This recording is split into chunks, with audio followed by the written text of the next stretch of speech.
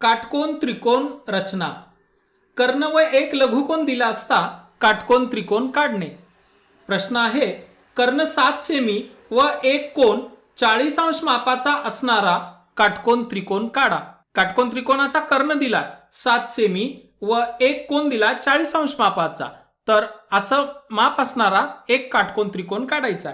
यासाठी आपण कर्ण काढून घेऊ. दिलेला आहे आपल्याला 7 सेमी.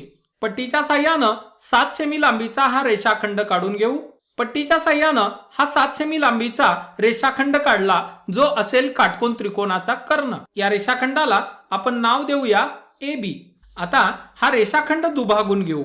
पट्टीच्या साह्यानं तुम्ही ही रेषा काढून घ्या. या दोन छेदनबिंदूतून जाणारी. या छेदनबिंदूला, या रेषेनं काढलेल्या छेदनबिंदूला AB ला जिथं छेदलाय त्या ठिकाणी मी नाव देतो M.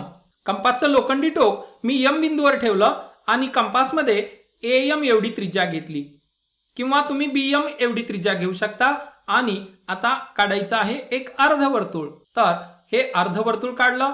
आता या ठिकाणी आता A बिंदू जवळ 40 अंश मापाचा कोन करणारा किरण काढून घेऊ. तर 10, 20, 30, 40 40 अंश मापाचा कोन करा. आता A बिंदू जवळ 40 अंश मापाचा कोन करणारा किरण काढायचा आहे. म्हणून 10, 20, 30 आणि 40 अंश मापाचा कोन करणारा किरण काढायचा आहे. म्हणून मी या ठिकाणी एक खूण करून घेतो.